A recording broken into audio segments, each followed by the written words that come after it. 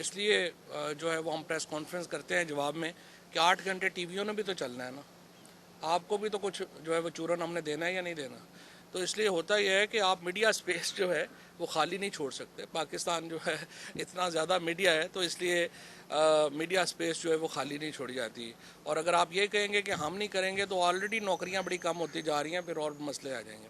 दूसरी बात यह है कि इसमें जो आपने फ़ौज को कहा, हमारा जो फ़ौज के मुतल्लिक बयानिया है वो ये है कि पाकिस्तान की फ़ौज पाकिस्तान की अदलिया, पाकिस्तान की रियासत की जामन है।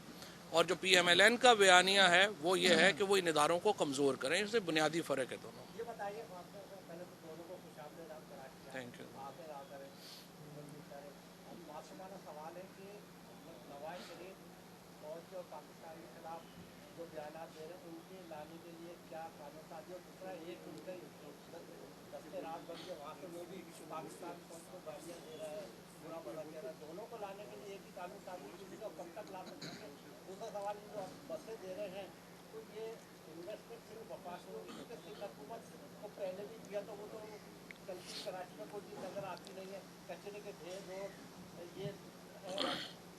नहीं, बस इसके ऊपर मैं आपको पहले ज़्यादा इंपॉर्टेंट है वो बता दूं। देखिए, हमारा जो मॉडल है वो ये है, वो BOT के ऊपर ज़्यादा बेस्ड है। उसमें यह है कि हम चाहते हैं कि ऐसी इलेक्ट्रिक कंपनीज जो हैं उनको हम लेके आएँ जो सरकार से पैसे ना लें, और एक BOT मॉडल जो हैं उनके ऊपर या PPP मॉडल्स जो हैं उसके ऊपर जो है वो लेके आएँ। वो इस्लामाबाद में हम ये मॉडल एक बना रहे हैं, और इस्लामाबाद विल बी इंशाल्लाह साउथ एशिया का पहला मुल्क, पूरा शहर होगा जो पब्लिक ट्रांसपोर्ट जिसकी चली जाएगी इलेक्ट्रिक के ऊपर। तो इसी मॉडल को हम चाहते हैं कि कराची की ज़रूरत है, कराची में ज़्यादा जो है वो प्रॉब्लम्स हैं। दूसरा जो आपने कहा कि नवाज शरीफ साहब को वापस लाने के लिए क्या कार्रवाई की जाए, दूसरा जो है उसको तो बड़े अरसे से कोशिश हो रही है। देखिए, पहली बात तो ये है कि नवाज शरीफ की अखलाकी जिम्मेदारी है वो खुद वापस आए। वो तो यहाँ पे कह के गए थे कि मैं बीमार हूँ और मुझे जाने दें। मैं तो खैर उस वक्त भी कह रहा था बीमार नहीं है, इनको ना जाने दें, लेकिन बहरहाल वो चले गए। अब वो देखिए, अब तो वो क्या कर रहे हैं, अब तो वो रोज़ाना नया रेस्टोरेंट एक्सप्लोर कर रहे हैं मेफेयर में। एक दिन एक रेस्टोरेंट में होते हैं, दूसरे दिन दूसरे में। और इस वक्त तो लग रहा है वो वहाँ पे वो जो फूड टेस्टिंग कॉम्पिटिशन्स होते हैं ना, उसमें हिस्सा लेने लगे हैं अगले। तो इसलिए मैं समझता हूँ कि अभी तो उनको खुद वापस आ जाना चाहिए। दूसरा, जाहिर है गवर्नमेंट तो कार्रवाई करेगी। एक्स्ट्रेडिशन ट्रीटी, नवाज शरीफ का केस इसलिए मजबूत है कि वो कन्विक्टेड है, वो उनको सजा याफ्ता है। बाकी लोग सजा याफ्ता नहीं है, जिसकी वजह से उनको फ़ायदा हो जाए। एक इधर ले लें, फिर उधर ले लें।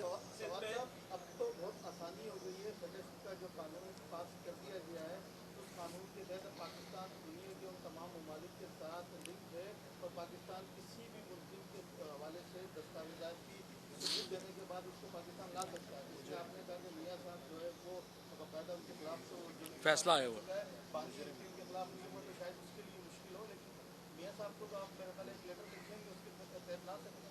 बिल्कुल आपकी बात सही है, उसके लिए लेटर तो लिख दिया हुआ है, और जो हाई कमीशन है वो उसको परसू जो है वो कर रहा है। लेकिन असल बात यह है कि देखिए, होता यह है, सच्ची बात यह है कि जब इस तरह के लोग बाहर चले जाते हैं तो वो उन मुल्कों में कई एजेंसीज़ के फिर एसेट बन जाते हैं, और उनको लाना इतना आसान नहीं रहता। ये एक पेचीदा काम होगा, लेकिन इनको लाना ज़रूरी है। और पाकिस्तान के अवाम का, देखिए, हमारा कोई इमरान खान का कोई ज़ाती प्रॉब्लम नहीं है नवाज शरीफ से, हमारा कोई ज़ाती प्रॉब्लम नहीं है। प्रॉब्लम यह है कि वो देखिए, अरबों रुपया लेके जो मेरा आपका, ये जो हमारे कैमरामैन हैं, हमारे जो सारे लोग बाहर हैं, उनका पैसा जो लेके वो बाहर चले गए हैं। हम कहते हैं या पैसे वापस करें या अपनी जेल की सजा पूरी करें। कोई ज़ाती लड़ाई झगड़ा थोड़ी है उनसे।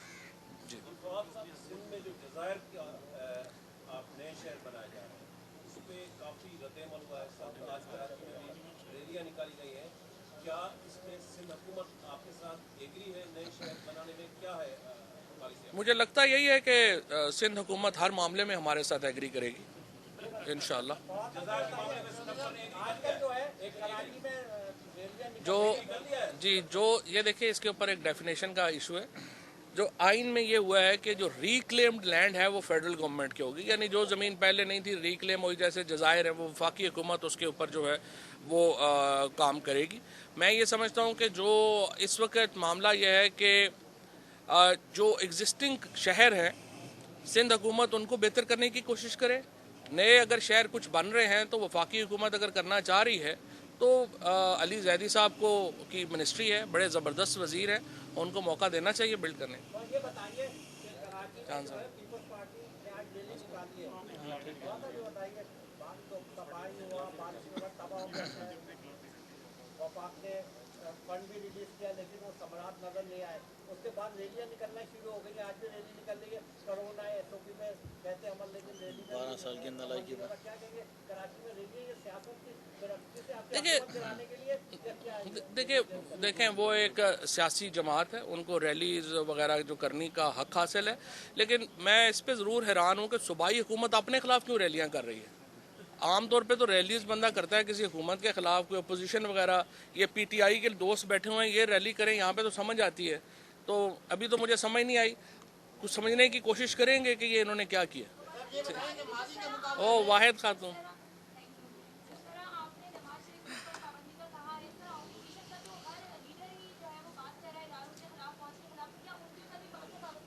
हमने तो किसी पे भी पाबंदी नहीं लगाई। हम तो चाहते हैं नवाज शरीफ साहब को, मरियम बीबी को, तमाम लोगों को बोलने का मौका मिले, क्योंकि जितना वो बोलते हैं वो खुद को एक्सपोज करते हैं। प्रॉब्लम ये हुई है कि ये एक सिंध हाई कोर्ट का ही फैसला है और एक फिर सुप्रीम कोर्ट का फैसला है। अजहर सदीक साहब एक बड़े सीनियर वकील हैं, वो गए हैं पैमरा, उन्होंने कहा जी आप कंटेम्प्ट कर रहे हैं, आप अदालतों के फैसलों के खिलाफ एक कॉन्विक्टेड जो सजा याफ्ता मुलजमान है उनकी आप तकरीरें नशर नहीं कर सकते। लिहाजा पैमरा ने अदालती हुक्म के ऊपर उस पर जो है ये पाबंदी लगाई है। मैं इनक्रेज करूँगा PMLN को और बाकी लोगों को कि वो इसको चैलेंज करें और इसको रिवर्स कराएं, और हम तो चाहते हैं कि इनकी तकरीरें लोगों तक पहुँचें, क्योंकि जितना बोलते हैं उतना एक्सपोज होते हैं।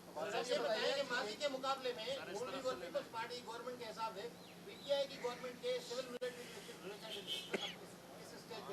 हमारे तो जाहिर है जी आइडियल तरीन है सिविल मिलिट्री रिलेशनशिप। पाकिस्तान में इससे बेहतरीन तो हुए ही नहीं जितने इस वक्त बेहतरीन है, और यही तो प्रॉब्लम है। ये जो सारा बयानिया है वो क्या है, वो ये है कि इदारों पे प्रेशर डाला जाए कि वो हुकूमत जो रवायत रहा है, जो नवाज शरीफ साहब की सारी सियासत रही है उसी तरफ लाना चाहते हैं, लेकिन इसमें उनको नाकामी होगी।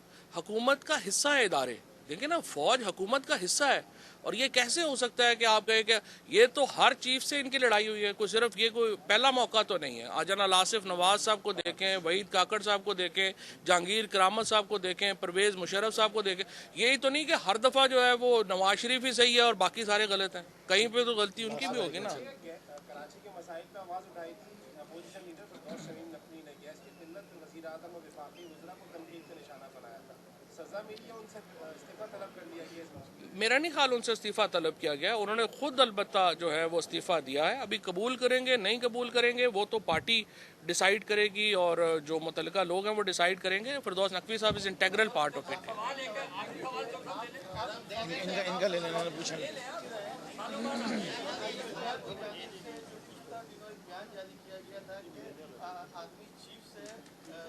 जुबैर साहब की बोला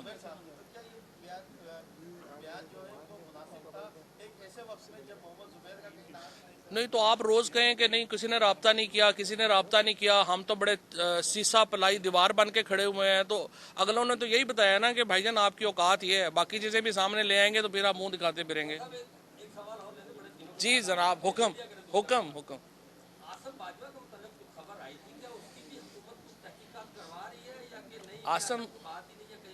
आसम बाजवा साहब के मुतल्लिक क्या खबर आई थी? आसम बाजवा साहब के मुतल्लिक खबर ये आई जी, उनके मुतल्लिक खबर ये आई कि उन्होंने, उनकी कुछ कंपनीज हैं जिसमें उनके भाई जो है बिजनेस कर रहे हैं, उनकी बेगम जो है वो कुछ हिस्सा जो है उनका भी है। उसके बाद उन्होंने एक पूरा कोई 10 पेजेस का उसका जवाब दिया। वो प्राइम मिनिस्टर साहब ने जो अथॉरिटी है उन्होंने लॉ मिनिस्टर साहब को दिया, लॉ मिनिस्टर ने उसके ऊपर देखा। हमने कहा जी हम मुतमईन है उससे। अब अगर कोई नहीं मुतमईन, फॉर एग्जांपल आप नहीं मुतमईन, तो आप जाइए सुप्रीम कोर्ट में केस कर दीजिए, नायब में केस कर दीजिए, अल्लाह अल्लाह खैर सल्ला।